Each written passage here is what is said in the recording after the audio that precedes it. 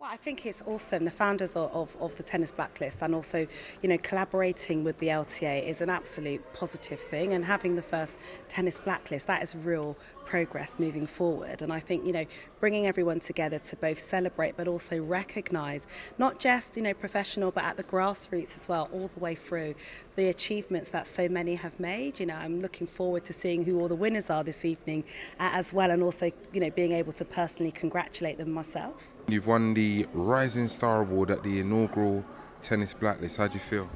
I feel like just really overwhelmed because this is like a great. I wasn't expecting to win this award at all, and this is just like a great place. I've always dreamed of coming here, and the fact that I can come here for an awards evening, and the fact that I've won an award in the first place just means a lot. So, who are some of the people that have inspired you along your way? So, the one who's probably inspired me the most is Francis TFO, because I've recently been watching the tennis documentary on Netflix called Breakpoint, and it goes into detail on his story and how he's come from not so wealthy families, come from a rough background, and it shows no matter where you come from, no matter the colour of your skin, you can achieve anything, and that's really inspired me to get where I am now.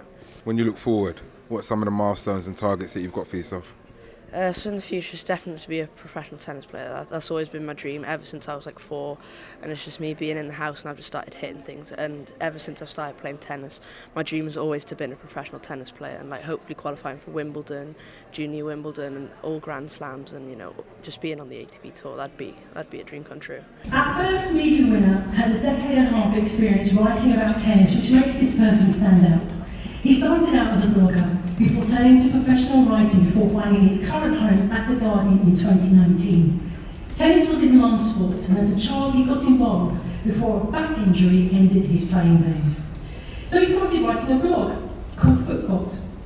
His commitment paid off when he wrote live blogs for Eurosport in 2014, and he was commuting between Chester University, where he was studying, and the London office. And now he writes wonderful pieces for The Guardian as a feature writer and columnist.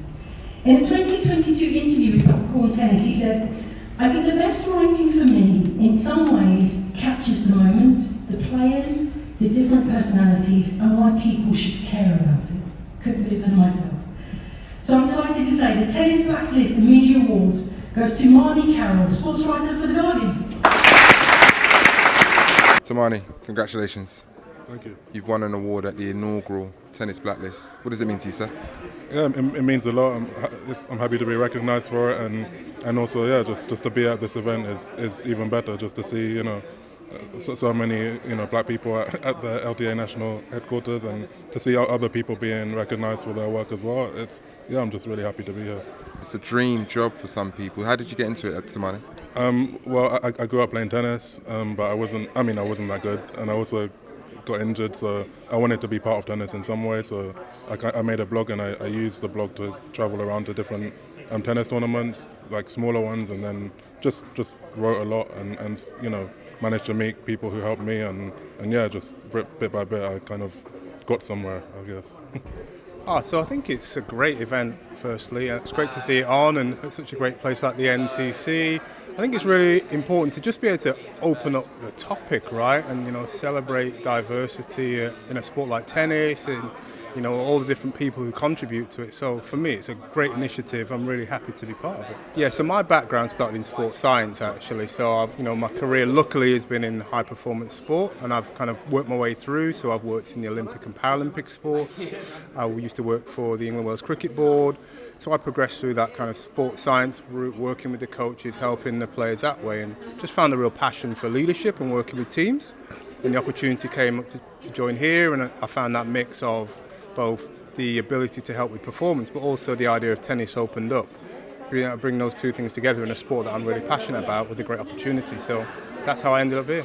My goal really is to create an environment that builds a pathway for players to get to the top end of the game, whichever directions they come from, but also to be able for them to sustain careers, but also for players to just keep being able to progress to the top end of the game. So whenever my time is done here, Great Britain has a sustainable pathway for players from all different areas of the country to get to the top of the game, to represent themselves, their families in Great Britain, then that'd be a great thing.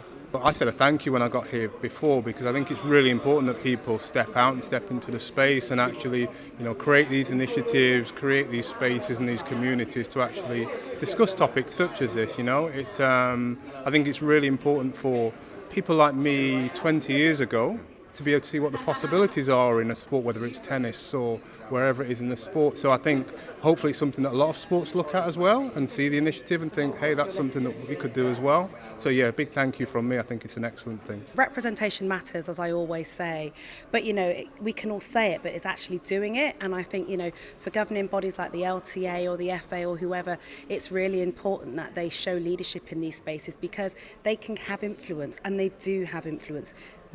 Everyone loves tennis, everyone loves football, and so it's so important that these bodies actually show that leadership. And I think the LTA are doing it with tonight. It's the first one, and imagine what can happen in the next 5, 10, 15, 20 years.